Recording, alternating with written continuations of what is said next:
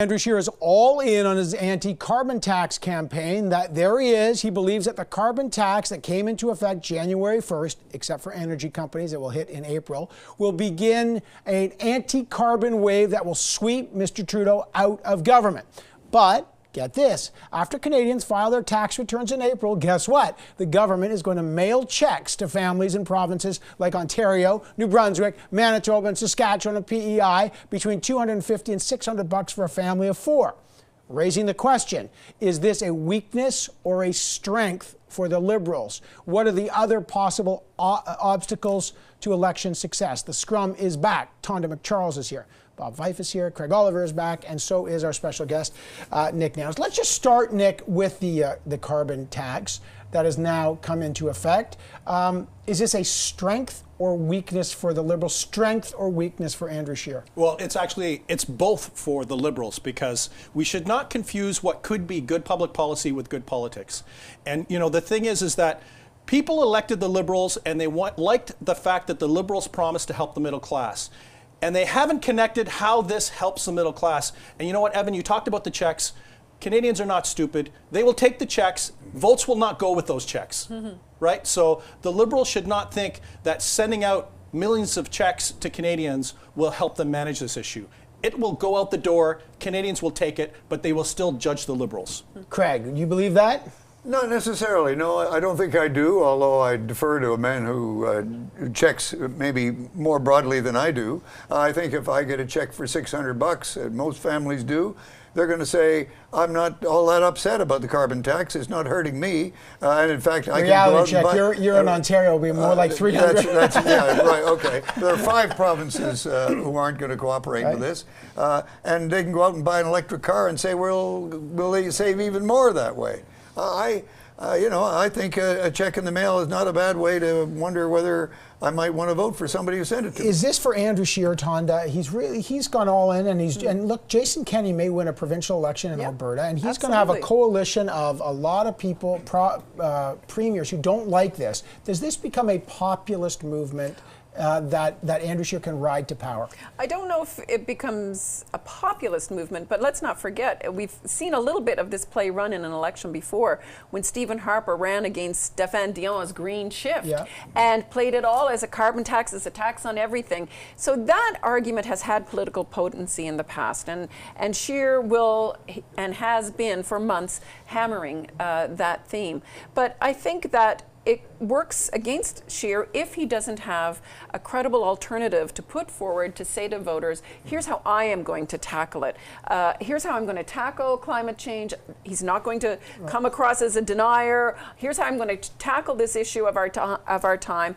And by the way, I believe it's, like to Nick's point, mostly an economic issue. Here's how we're going to tackle this. Bob, just last point on that. I think Doug Ford's does something, if you're against it, tactically pretty smart. He's connected it to the price of gas. Now, I know that's not necessarily tied identically, although it is directly in some ways. But Bob, the price of gas is one easy message to sell. It's a real easy message. The carbon price tax rebate system is pretty complicated. Does that become a strength for Andrew Scheer? As long as oil prices stay down, it's not going to hurt the Liberals very much. And they are getting money in their pockets. And I do think Canadians, on the whole, want the governments to deal with the environment. And to Tonda's point, the Liberals are the only ones that are saying, at least we have an environmental climate change policy. What do the Conservatives have? Now they say they're going to, and let's wait and see what the judgment call is on that.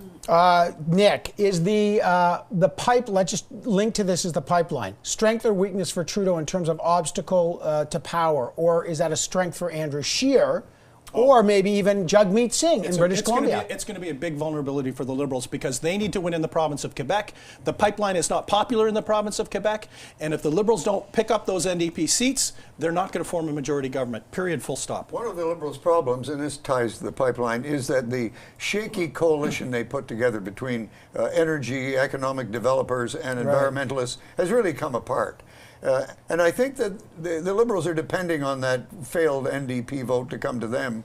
But I wonder if a lot of NDPers who are strong on climate go to the Green Party. I think this may be the first election in which we see a number of Greens getting elected. I agree with you. Yeah. More Greens getting elected. Who knows how many, but I'm not sure it's going to be a big breakthrough. There's pipelines. Tonda, what about border issue? Again, strength or weakness? We've seen the irregular, illegal crossers. Even the term itself has got political resonance there. Andrew Scheer wants to make that a big issue. It's been a big issue in Europe. It's been a big issue in the United States. It's become a big issue here. I think that a lot of Canadians still see immigration writ large as a good thing, but, and Nik will know this from his polling, Canadian immigrant families and households, as much or more than anyone, don't like when people break the rules to get into Canada. So that's the way that plays as a political issue for the Conservatives. Can I throw out a different obstacle that I think for the Liberals are? It's non-policy related, but I think the Prime Minister is far overexposed. He's out all the time, chattering away, saying very little. And to your earlier point, this moralizing that you hear from the Liberals, I think it begins to grate on people, like that liberal arrogance, the moralizing, and the overexposure of the Prime Minister. I don't know whether the Conservatives can capitalize on that, whether Scheer can capitalize on that. I'd be interested to see if you've even done any polling on that, but you get a gut feeling that that's something that people don't like. Let me just follow up quickly on what Bob said. This reminds me, Bob, of 1972, a campaign I covered, in which a jaded, cynical Pierre Trudeau government almost got defeated by a guy who had no charisma whatsoever, ran a terrible campaign, and we were all stunned that Trudeau, Pierre, was reduced to a one-seat majority. The Liberals have to go back and remember one of the reasons why they won the last election is because expectations were so low, they basically stepped over them and did very well. Now, expectations are extremely high. Right? People see the Prime Minister as a strong performer on the hustings. They see the Liberals as the government and well organized. And if they don't meet those expectations, I think there could be a significant negative spiral in support for them. Part of it is trust. All these issues, pipelines, border issues, they come in, Nik, in a trust issue. They're proxy issue. Deficits are one thing. I mean, for Justin Trudeau, he's got a record now that people can say, you broke the promise on election reform. You broke the promise on deficits. He thought deficits didn't matter the last time. I wonder, does the trust issue and embodied in things like the broken promise on deficits, does that stuff become an obstacle to power? Well, this might sound odd, but people don't expect politicians to keep their promises.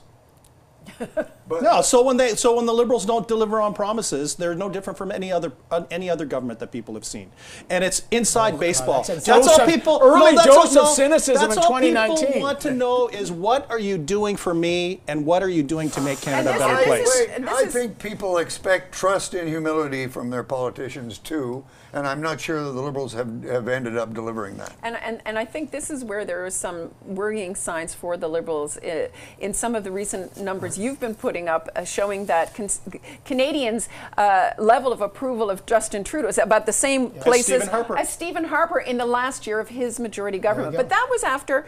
This is important. That was after 10 years, two minority governments and majority government. So for Justin Trudeau, who steamrollered over the Conservatives in the last election, to be there after only three years of a majority government, I think has got to be concerning for them. Are we all saying here, come back, Stephen Harper, all is forgiven, or what? Well, what we are saying is we've got to take a break. But I like that Craig reminded us back in '72. You remember Trudeau Mania in '68? I think he won by, was it 1 or 2 seats, that Stanfield election? Just incredible. Trudeau Mania burned off in 4 years then.